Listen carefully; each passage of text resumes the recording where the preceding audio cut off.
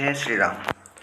आज हम NEET 2021 physics part का कोड V3 है जो 12 सितंबर 2021 में हुआ था। उसका क्वेश्चन नंबर 31 है। Spring is stretched by 5 cm by a force 10 newton. The time period of the oscillations when a mass of 2 kg is suspended by it is. इसका answer है, देखिए टाइम पीरियड के लिए फार्मूला जो होता है T = 2 पाई root m/k। K force constant है, m mass of the bob है, मतलब जो मास उसमें स्ट्रिंग से बांधा जाता है धागे से उसको बॉब बोलते हैं। तो k = होता है force upon extension. F 10 Newton है, x एक्सटेंशन है 5 सेंटीमीटर, तो x = 5 सेंटीमीटर = 5 × 10⁻² मीटर हो गया। तो k की वैल्यू हो गया 10/5 × 2 10/5 × 10⁻², तो ये हो गया 2 × 10⁻² न्यूटन पर मीटर। अब हम फार्मूले में रखेंगे तो T = 2 पाई √2/2 × 10⁻², तो ये हो गया 2 पाई × 1/10⁻², तो ये हो गया 2 पाई 10⁻², मतलब 100 का स्क्वायर रूट 10 होता है, तो 2 पाई/10 या 2 × 3.14/10। पाई की वैल्यू 3.14 होता है, तो T = आ गया 6.28/10, तो 0.28 सेकेंड। इसका आंसर 1 करेक्ट है। अब 32 है। For a plane electromagnetic wave propagating in x direction, which one of the following combination gives the correct possible direction for the electric field E and magnetic field के लिए कौन सा combination correct है। इस type का अगर plane wave होता है तो दिया है ऑप्शन प्लेन वेव के लिए for a plane wave electric E.B = 0 होता है। इलेक्ट्रिक फील्ड और मैग्नेटिक फील्ड का जो डॉट प्रोडक्ट होता है 0 होता है, क्योंकि इलेक्ट्रिक फील्ड मैग्नेटिक फील्ड पे परपेंडिकुलर होता है। और E.K 0 होगा। के क्या है, डायरेक्शन ऑफ प्रोपागेशन, जिस डायरेक्शन में जो है प्लेन वेव चलता है उसका डायरेक्शन होता है, डायरेक्शन प्रोपागेशन वेक्टर बोलते हैं। T.वेक्टर के तो 0 होगा, B.वेक्टर के भी 0। तो इसमें से हम सेलेक्ट कर लेंगे एक एक करके। तो देखिए जब हम थर्ड ऑप्शन सेलेक्ट करते हैं -j cap + k cap dot -j cap -k cap, तो ये आ जाता है J.J -k.k। तो K.k की वैल्यू 1 होता है, J.J की वैल्यू 1 होता है, J.k कैप की वैल्यू 0 होता है, K कैप × J कैप की वैल्यू 0 होता है। तो आगे अपना J cap -k cap -k cap, तो 1 - 1 0 हो जाता है। अब क्वेश्चन नंबर 33 है। A cup coffee cools from 90 degree to 80 degree in time t minutes when the room temperature is 20 degree.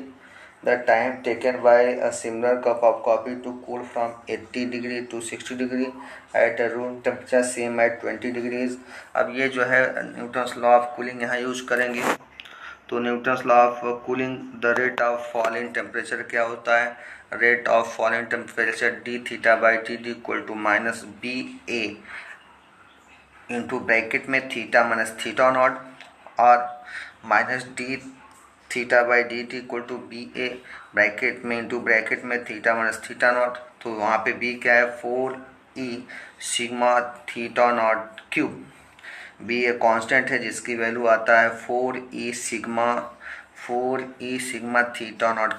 θ0 क्या है, surrounding temperature in Celsius scale में है, सराउंडिंग टेम्परेचर होता है। अब average temperature of coffee in cup, average temperature निकालते हैं, θ1 लेते हैं। तो θ1 क्या होगा, 90 डिग्री + 80 डिग्री / 2, तो 85 डिग्री आ जाता है। अब average temperature difference from surrounding से क्या होगा, θ1 - θ होगा। The average temperature difference from the surrounding, मतलब सराउंडिंग और एवरेज टेम्परेचर के बीच में जो अंतर आता है उसका θ1 θ0, तो 85 डिग्री - 20 डिग्री, तो 65 डिग्री आ गया। तो rate of fall of temperature क्या होगा, -dθ1/dt होगा। तो BA इंटू θ1 - θ, तो -dθ1/dt की वैल्यू होगा 90 degree rate of fall in temperature क्या होगा, -d(θ/dt) मतलब चेंज इन टेम्परेचर। तो 90 degree minus 80 degree divided by T, तो टी दिया है तो माइनस हो गया 10 डिग्री अपॉन 10 डिग्री से अपॉन टी। तो इसका यूनिट क्या आ जाएगा, मिनट, अरे -1। तो so -10 degree upon T equal to होगा BA इंटू 65 डिग्री सेंटीग्रेड। यहाँ से BA की वैल्यू फाइंड हो जाएगा, होगा -10 अपॉन 65 डिग्री, इस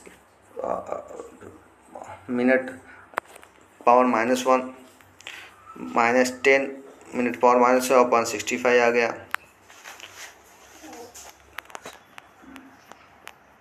अब सेकेंड केस में क्या है, in the second case the average temperature of coffee θ2 लेंगे तो 80 डिग्री प्लस 60 डिग्री अपॉन 2 हो जाएगा 70 डिग्री।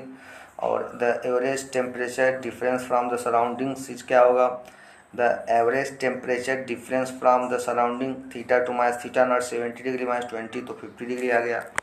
अब सपोज करो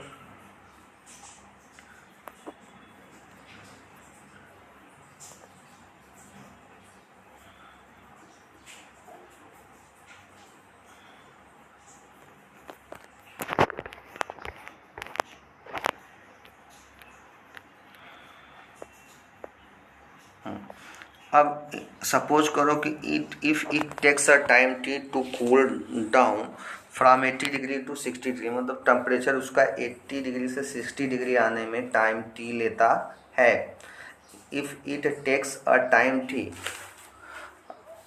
to cool down from 80 degree to 60 degree, the rate of fall of temperature क्या होगा, -d(θ2 बाय dt) मतलब change in temperature divide by time होगा। तो ये हो गया माइनस ब्रैकेट में -80 डिग्री माइनस 60 डिग्री टी है, तो ये हो गया -20 डिग्री अपॉन टी आ गया। अब इसमें भी from Newton's law of cooling use करोगे, -d(θ2/dt) हो गया BA इंटू θ2 माइनस θ0। सो ये -d(θ2/dt) की वैल्यू क्या है, यह गया -20 degree upon T equal to आ गया -20 degree by T equal to -10 into 50 degree upon 65 minutes. तो ये हो गया 20 degree upon T equal to 10 into 50 degree upon 65 minutes. तो और 10 उधर मल्टीप्लाई हो जाएगा, 10 into 50 degree into T equal to 20 degree into 65 minutes. तो टी की वैल्यू क्या होगा, 20 degree into 65 degree divide by 10 into 50 degree. तो इसको सॉल्व करेंगे, 2 इंटू 65 अपॉन 50 मिनट, तो टी इक्वल टू क्या होगा, 2 इंटू 13 अपॉन 10, तो ये हो गया 13 अपॉन 5 मिनट आ जाता है। तो इसका आंसर 3 करेक्ट है।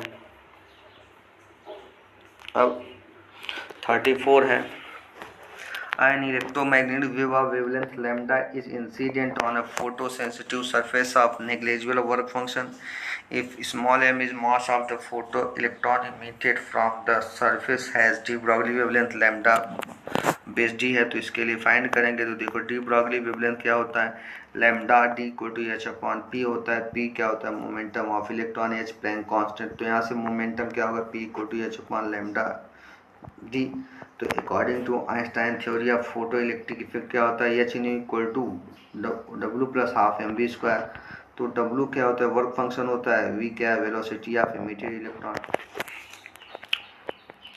अब ये हो गया, न्यू की वैल्यू होता है, न्यू की वैल्यू होता है सी अपॉन लैम्डा। तो ये हो गया S C upon lambda equal to omega W plus half M का मल्टीपल करके एम से डिवाइड कर दोगे तो half 1/2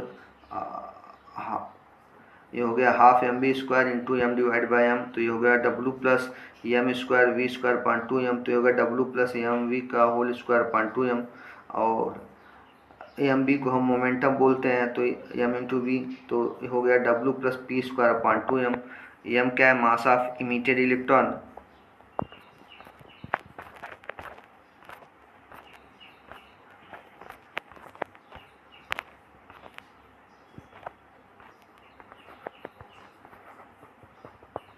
mass of emitted electron है यहाँ पे।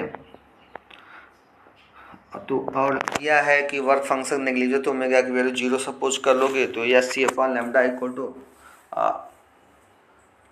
0 प्लस पी की वैल्यू हमें पता है, पी की वैल्यू क्या था एच अपॉन लैम्डा डी, तो H square upon 2m into lambda D square हो गया। लैम्डा क्या wavelength of incident electromagnetic wave, तो एच सी अपॉन लैम्डा की वैल्यू हो गया H square upon 2m lambda D square, तो हो गया लैम्डा अपॉन से सॉल्व करेंगे तो लैम्डा अपॉन पर ले जाएंगे रेसिप्रोकल ले लेंगे तो lambda upon H equal to क्या होगा 2m lambda square base D upon H square, और लैम्डा की वैल्यू हो जाएगा 2m H C upon H square bracket close into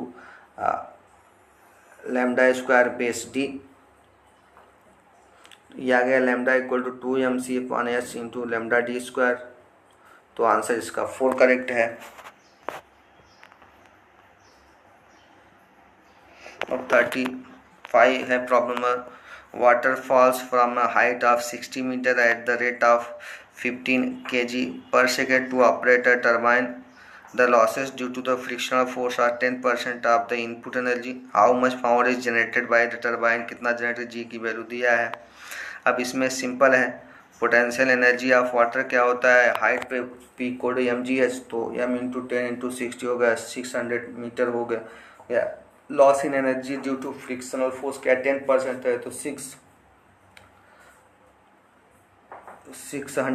m into 10% निकालेंगे तो एक 600 m इंटू 10 अपॉन 100 तो एक 60 m हो गया। So energy which is use to generate, तो पावर जनरेट करने के लिए एनर्जी कितना यूज होगा, तो 600 m माइनस 60 m, क्योंकि 60 m तो लॉस हो जाता है तो जनरेट करेगा पूरा 600 m माइनस 60 m, तो हो गया 540 m एनर्जी जो है 540 m जूल एनर्जी यूज होगा पावर जनरेट करने के लिए। तो power generated by the turbine क्या होगी, एनर्जी यूज अपॉन टाइम, तो ये हो गया 540 m अपॉन टी, तो हम इसको लिखेंगे 540 इंटू m अपॉन टी, और m अपॉन टी की वैल्यू दिया है 15 kg पर सेकेंड, तो पावर जनरेटेड क्या होगा 540 इंटू 15, तो हो गया 8100 वाट आ गया। इसका यूनिट होता है W मीन्स वाट यहाँ पे, तो 8100 को किलो वाट में कन्वर्ट करेंगे तो 10⁻³ का मल्टीपल करके 10⁻³ से डिवाइड करोगे तो ये आ गया 8.1 इंटू 10⁻³ वाट, तो हो गया 8.1 किलो वाट, तो ये आ जाता है 1.1 किलो वाट। तो इसका आंसर 4 है। आपने हमें सुना, इसके लिए हम आपको धन्यवाद देते हैं। जय हिंद, जय भारत, जय श्री राम।